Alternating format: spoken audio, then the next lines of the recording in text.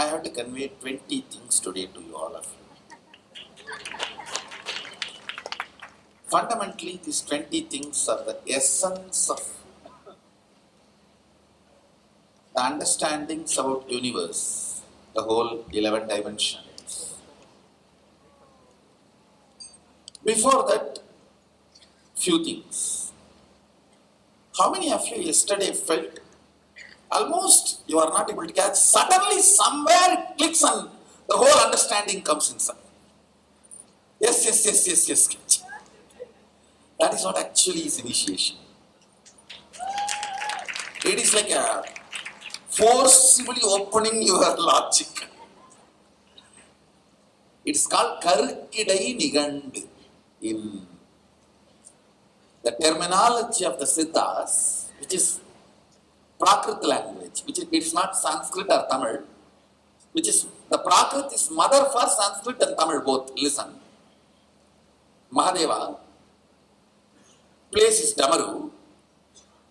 The right side Damaru, when the Rudraksha hit the right side, came out Sanskrit. Left side came out Tamil. The Rudraksha, what it received is Prakrit. It is, in the Prakrit language, there is a term called Karukidai Nigandu. Nigandu means a thought current. That's why dictionary is called Nigandu in Sanskrit and many languages. Dictionaries are called Nigandu. Thought current. Karukidai Nigandu, impregnating you with a thought current. Making your system grasp an understanding to your cognition level, not just intellect. So what I am talking is not satsang, it's not some lecture, it's not some discourse. Actually, even if somebody who is not here, see, if you are here and heard and you watch this satsang, this session again and again, you will understand more and more things. The person who is not here, if he watches this video, will go crazy. Because what I am talking is not at all as per the definition of the great orators. Actually, I don't know how many of you are understanding. I am not even talking coherent. How many of you are catching that? I am not even taking you from one logic to another. I am not even talking very coherently. I am just throwing 4 or 5 ideas, but fifth idea I am giving suddenly puts the whole zigzag puzzle together. Otherwise, if you see, the 4 or 5 does not have a direct connection. Fifth or sixth one I am introducing is suddenly connecting the whole thing. The first one is eating your logic length. Second one is your breadth. Third one is depth. All three has no cohesive connection till the time and space awakens in you. So when I hit the time and space dimension of you, then suddenly you feel the whole zigzag puzzle is falling in place. Life is continuous rhythm or rhythmic continuum. There is no break even by death or old age or sickness or by smritinasa. Listen to this word. Smritinasa means losing of memory. For example, you lost the memory of what has happened in the past does not mean the effect of past has been removed from you. Or whatever you got, good or bad, from the past has been taken away from you. Smriti nasa, losing the memory of the past birth, does not mean you lost what has been acquired in the past. For example, you have been in the fish body, you learned swimming at that time, Now you forgot does not mean that memory is removed from your muscles. Whatever you got in your past, reawakening them is called possibility. Whatever you can gain as a future growth is called powers. Understand? That's a big difference. You have been in the body of monkey and you have learned climbing trees, jumping from tree to tree. Awakening that in your muscles again is awakening the possibility. That's not power. All of you understand? That's not power. But third eye, no Janma in the past you had a third eye awakened. Now only it is being introduced to you as a future happening and opening. That is power. All of you are clear between this possibility and power. Now, life is a continuum, rhythmic continuum or continuous rhythm. Why I added the word rhythm, to remove this abusal of logic. Logic is always abusive. Please understand, logic is always abusive. That's why a logical person will always be abusing himself and others. Even if he does not get small thing as he wants, he will start cursing the whole universe. Mahadeva is a very juicy person. Really, very juicy, and he's ferocious only to hide his juiciness. He's ferocious only to hide his juiciness. The wax of life is rhythm, a rhythmic flow. So now I gave two important ideas. If the life is continuous rhythm or rhythmic continuum, two conclusions. One, whatever you gained in the past is not lost. It means many bodies through which you travel, all those abilities and possibilities are in you which can be revoked or invoked or rekindled, reawakened. Am I right? The moment I utter this, you may have desire, passion, the charged up, greedy to get something, then flying like a bird, swimming like a fish. You may feel, you may want to open up something. If you pen down, please understand, I am talking to very educated people and I am also responsible. I will really awaken. I can really cause awakening them in you. If I just stir those memories, when you go back and jump into the water, really you will be shocked the way you are swimming. You will be shocked at your ability for jumping. When you climb on the Malakama, you will be shocked the way your body is flexible. Suddenly, the idea you have about your possibilities and capabilities will just shoot up. Just bend down. Understand, life is continuous rhythmic continuum. And it is not even spirituality. Now what I am talking is not even a spirituality. Already, even if you jump like a monkey and fly like a fish and swim like a fish and fly like a bird, you are not going to be enlightened. It is only to make your life much better. Means like a more sweeter, more entertaining. You can tease others. See, what can I do? Just for that. Just for that you can play. It's not enlightenment. But always these possibilities are like a sweet goody, the candy. Please understand, almost all the animals you know, you crossed their biomemory.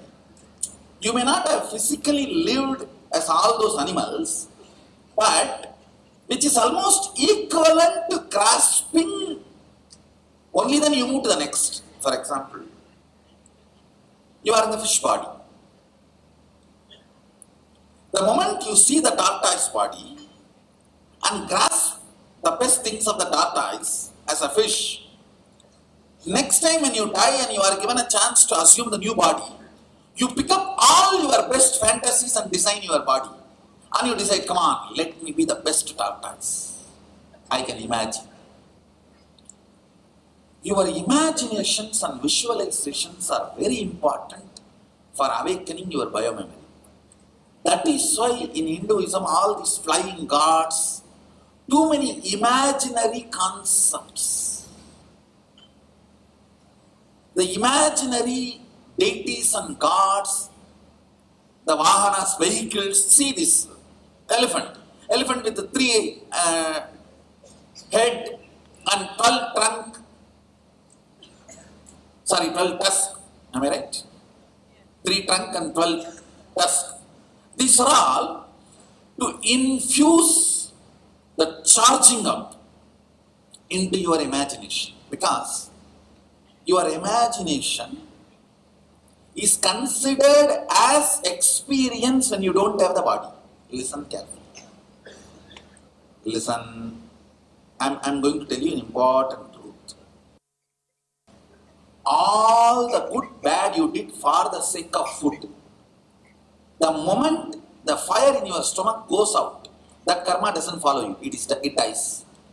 For example, you cheated somebody for food, that karma does not come the moment that fire in the stomach is dead.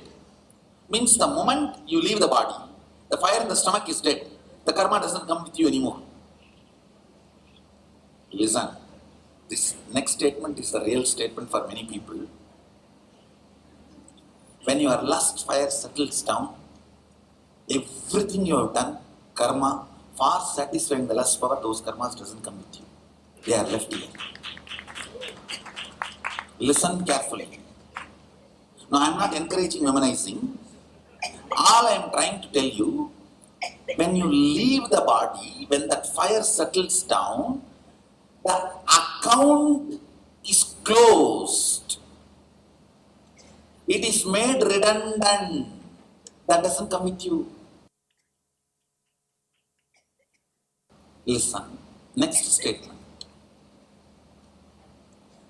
As long as you are in the body, imagination is separate, experience is separate, good and bad of this world is separate. Of course, if you are going around and memorizing, yes, after death you will not have a problem, but while you are alive you will have a problem. Your death will be quickened. Because people around you are going to make your life hell. Understand? I am not saying. All I am trying to tell you is I am trying to reveal the cosmic truths to you. When you are in the body, your imagination is different. Means grinding, digesting, manipulating the swapana sarira, dream body, is separate from grinding, manipulating stula sarira, physical body. So your dreams and your experience of reality are separate when you have this body. When you are dead, you are given an option to assume new body. All 25 states, income, expense, everything is equivalent. Listen.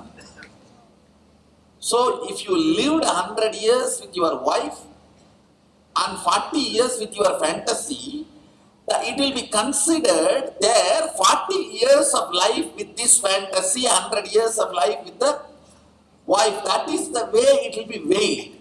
Now only the 100 years you lived with wife is accounted. This 40 years, neither you take it too big, nor it is directly considered anything big. But when you leave the body and plan for further body, all these are presented in front of you equal weight. So, You going to temple and cherishing this bigger, larger visualization.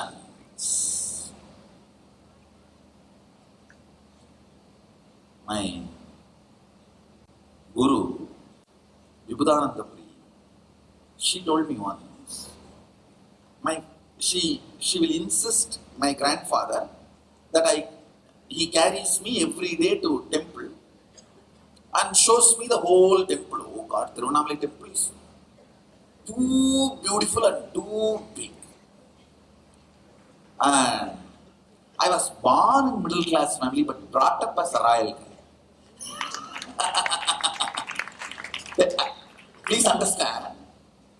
Sometimes people wonder, from the humble background I was born and brought up, how I am able to grasp all this and create this Sangha. I tell them, hey, I am born in middle class family, but brought up as a royal guy because I always grew up seeing Tiruvannamalai temple. The jewels and the construction and everything. She will insist that I am taken round every day. One day they both were discussing. She was telling my grandfather, kids should be taken and shown all these big bodies because this will get imprinted on them and they will grow exactly like that. I don't know whether science validates what I am saying. The strong imprints getting into your system when you are a baby, your body gets built exactly like that. If you catch all the big, large size, the fantasy imaginations in your system, when you leave the body and assume the next body will carry best things, pull best things out of this and you will design your body.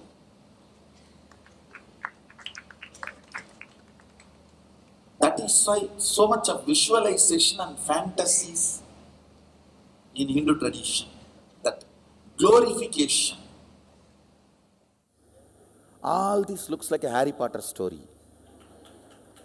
Now, if you few times flow into it and manifest, only then you will understand. How many of you are shocked that you are able to handle somebody else's third eye? Raise your hand. No, if you are experienced it, you will be really shocked. Largest cosmic download is happening on this place at present now. Actually, you guys don't know that. Even now, we are the largest gang on the planet Earth claiming extraordinary powers. Forget about proving, even claiming we are the largest gang. Nobody else is even claiming. No competition. We are the largest number of people, group living, claiming the possibility of the superpowers. Others don't even have a guts to claim. Forget about proving. We have at least guts to put the blindfold and play with it. The possibilities you had means almost all janmas you have gone through. Pullagi, Pudai, Puduvai, Maramagi, Palvirgamagi, Paravayai, Bambagi, Kallai, Manidarai, Peyai, Kanangalai, Vallasuraragi, Munivarai, Tevarai, Sella, Nitra, Tavara, Sangamatul, Yella Pirappum Berandelaitien Emberuman. The Manikavasar, a great saint, is using two words.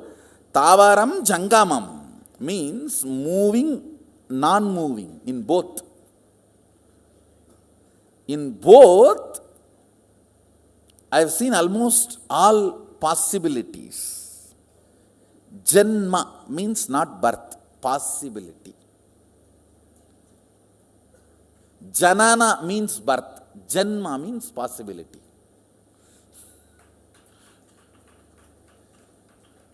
See, I am just